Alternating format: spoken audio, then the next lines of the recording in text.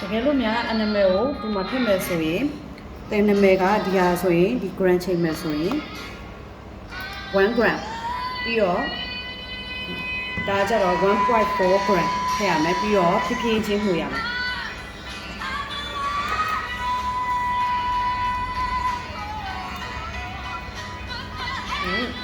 gram ကိုပြန်ပြီးတော့ကြည့်မယ်ပြီးတော့ချိန်ထည့်မယ်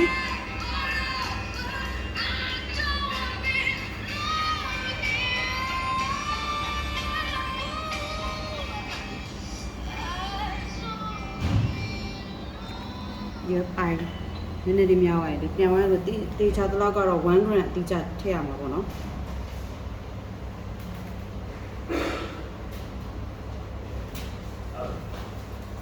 我想妈妈嘞。ပြီးတော့အကြည့်အောင်ဒီဟာပေါ့ညာထည့်ရမှာပေါ့နော် Okay, Mr. Mai, you see. Come to see this one. You see, we put the powder one. We put the powder one. Oh, cool. Yeah. Okay, so the powder goes into the color? Yeah, any color. It goes in the color? And yeah. yeah Okay. Yeah, really nice. အဲ့ဒါကျတော့1.4 0.4 sorry 0.4 gram အော်နားနေလဲကြည့်ပြီးတော့ချိန်လိုက်တော့ပါနော်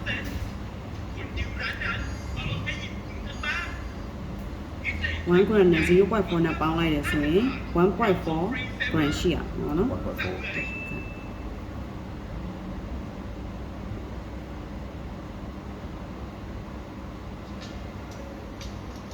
Okay နောက်ဆက်လိုက်ပါနော်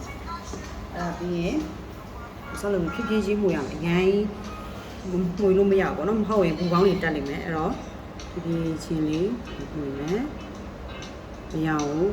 စနစ်တကျနှောက်အောင်မှုမယ်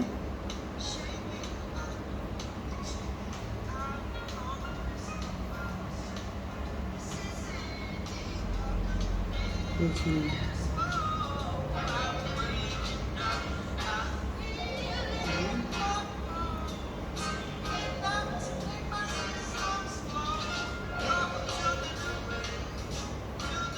တော့အကြည်နဲ့အဝိုင်နဲ့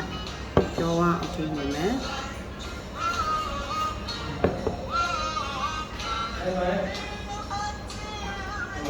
အဲ့ဆိုရင်ပြီးတော့နောက်ဆင့်လာတာရောက်ပါအဲ့ဒါတော့ပြောင်းဆက်နေပေါ့နော်ရောက်ပါလို့ဆိုရင်လွယ်လွယ်လေးပဲပွားကြထိုးကြံလေးနဲ့ပဲယူမယ်ယူပြီးတော့ဒီရုပ်ထည့်မှာပေါ့နော်ဒါအစမ်းထည့်ပြရနော်ဒါလေးကိုဒီဖြည်းဖြည်းချင်းလေးတစ်စက်စီထည့်မယ်